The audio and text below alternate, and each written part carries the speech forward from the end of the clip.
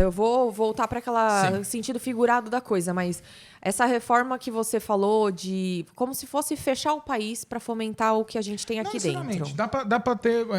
não é só fechar as fronteiras. Tem um pouco de protecionismo, dependendo do setor. Mas alguns não. Mas se a gente tivesse um presidente que fosse radical e falasse, não, vamos Fechou. fechar as portas e vamos fomentar quem está aqui dentro. O Brasil, ele é autossustentável? Eu acredito que país nenhum consegue ser plenamente autossustentável. Tentativas disso costumam perder dinâmica econômica.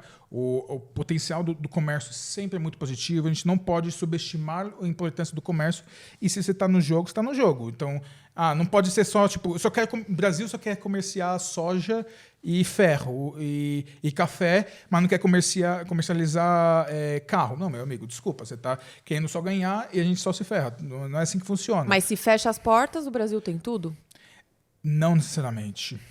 Eu acho que, novamente, o país mais próximo de ter tudo seria Estados Unidos. E mesmo assim, não. Nossa, e eu tinha... Você viu? É a Muitos impressão recursos que minerais. a gente tem... Essencialmente, território é uma loteria.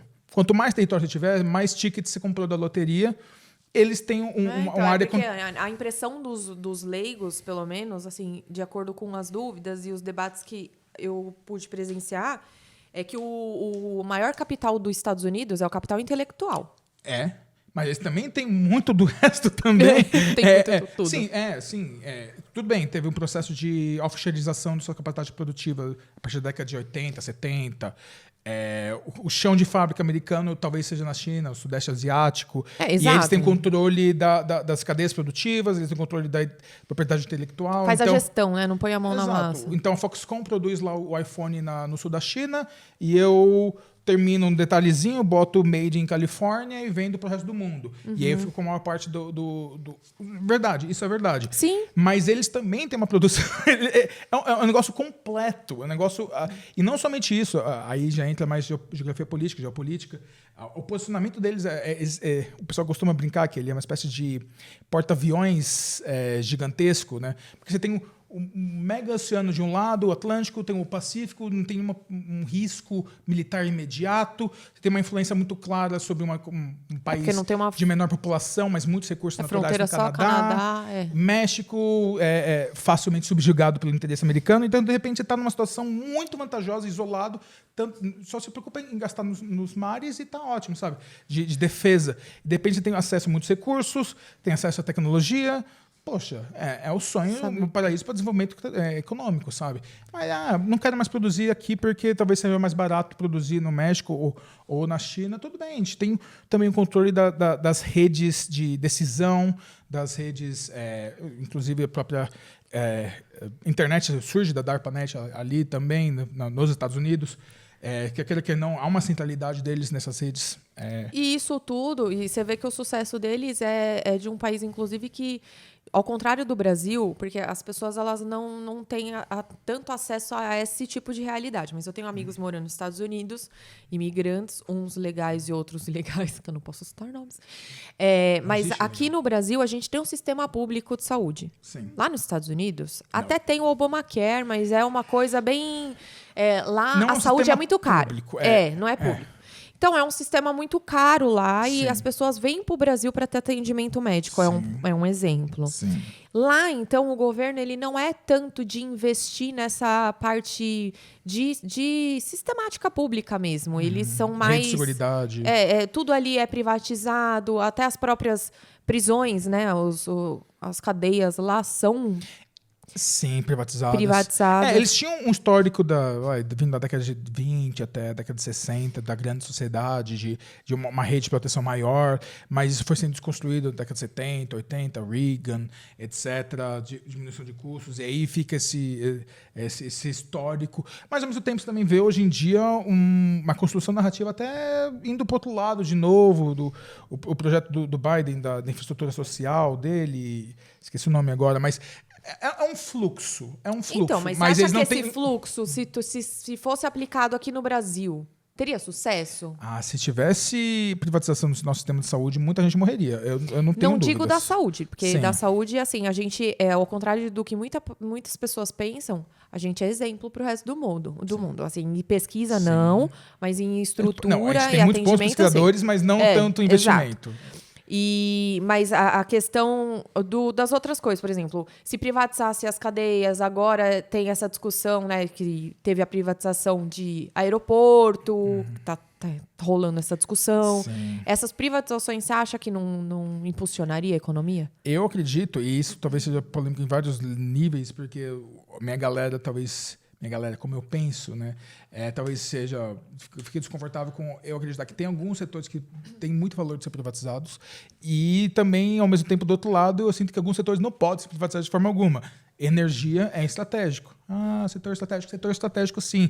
É uma forma de subsidiar a nossa economia. Às vezes, a empresa, se for necessário, pode tomar, sim, um prejuízo para diminuir o custo produtivo do cara que está fazendo a economia girar de verdade. Então, de repente, eletricidade não, mas telecomunicações, obviamente, foi um modelo de sucesso de privatização. Então seriam depende serviços do setor. essenciais, não? Com certeza. A água, acho complicado, porque ainda mais setores que são de monopólios, né? Mesmo porque aqui no Brasil que tem corrupção? Para monopólio privado. Mesmo aqui no Brasil que tem muita corrupção? Sim. Corrupção é uma coisa complicada. Porque eu sou uma pessoa que gosta de estudar de forma absolutamente, tipo, como hobby, um pouco de história romana. E eu acho engraçado você voltar 2.100 anos atrás e você ver a discussão republicana deles também ser relacionada à corrupção. Eu não quero naturalizar e aceitar corrupção. É que isso é natural do ser humano. Esse é o seu medo de falar, né? Eu acho que se você tiver mecanismos de controle, fiscalização e reduzir as taxas a algo mais manejável, invariavelmente, acho que esse é o melhor resultado que você pode ter, entende? E então, a pauta da discussão de corrupção, eu fico muito preocupado, que às vezes é muito utilizada para bater em um grupo específico, porque vai estar em todos os governos. O atual governo, eu tenho certeza que tem, o anterior também teve, porque é assim que funciona. Nos Estados Unidos, na Alemanha... isso que eu ia falar. As pessoas têm a impressão de que só no Brasil é assim, mas quando eu fui fazer o vídeo sobre Civil Law e Common Law, teve muitos comentários a respeito disso, de o Common Law lá dos Estados Unidos não seria aplicado aqui no Brasil, porque era só você fazer amizade com o juiz que você teria lá a sua decisão. Só que em contrapartida, assim, isso realmente existe, inclusive lá nos Estados Unidos. Mas em contrapartida, a fiscalização lá é muito melhor do que o que a gente teria aqui. Por isso que talvez o common law aqui não funcionaria. E esse é o ponto. Talvez tenha que fortalecer os mecanismos de controle, só que também tomando cuidado para eles não ficarem super poderosos e começarem a quase comer o Estado por dentro. Mas sim, tem que ter fortalecimento dos mecanismos de controle. E é exatamente isso. Você tem que ser realista e entender que vai rolar. Vai rolar. E rola em todo canto. Hoje se fala de um dos picos históricos, pelo menos dentro da discussão política americana, picos históricos de corrupção, onde o pessoal tem acesso à informação antecipada, faz investimentos em ações. Não fui eu, foi o meu marido ou minha esposa. Mas, poxa, né? E aí, de repente, nada, você vai vendo que tá sempre acima dos indexes de aquilo ação. famoso do jeitinho brasileiro, de se apegar em alguns detalhes para... querer argumentar. Não, sim. Mas aqui é aplicado assim. Então, isso os juízes também fazem. Infelizmente, a gente vê muita injustiça acontecer, porque fala, não, a lei fala que isso daqui é marrom. Não, mas não falou que tom do marrom. Não falou que tom do marrom. E aí tem aquela... Tem E, infelizmente, se a gente fosse entrar nesse tipo de discussão, isso vai ficar para um outro episódio, quando não pra gente falar de corrupção, porque corrupção tem história complicada. Mas eu entendo que você não pode ficar... Você tem que ter uma noção clara de que tem que ser profundamente combatido. E em momentos críticos tem que ter certas legislações... que desde que sejam constitucionais, etc., sem exagero de poder e de como isso é aplicado. E que sejam respeitadas. Exato. Mas desde que tudo esteja muito certinho, acho que tem que talvez ter mais ferramentas de controle soberanas e tudo seguindo corretamente. Mas não pode inculcar tanto. infelizmente... E vocês viram que ele já deu todos os motivos por A mais B de votar nele se ele se candidatar. Vamos lançar uma hashtag aqui embaixo de Pandão se candidata. Sai dessa coisa de estruturar a Constituição e vai botar as caras lá para ser... gente, não, a gente funda um partido, vai meter as caras, vai conseguir a mais presidência. fácil entrar do que fundar, com certeza. Mais fácil fazer parte do Congresso Nacional do que meter as caras como presidente, né? Não, pelo amor de Deus,